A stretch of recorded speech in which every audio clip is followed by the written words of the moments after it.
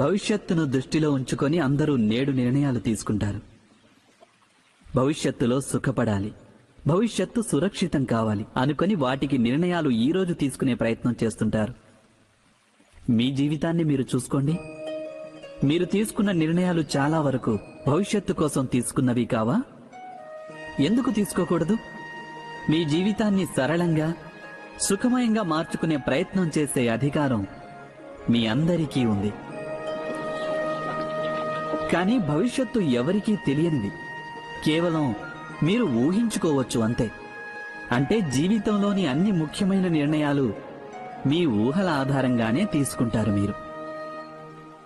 అయితే నిర్ణయాలు తీసుకోవటానికి ఏదైనా ఇంకొక మార్గం లేదంటారా?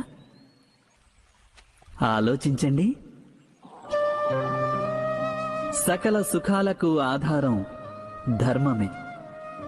ఆ ధర్మం మనిషి హృదయంలో వసిస్తుంది.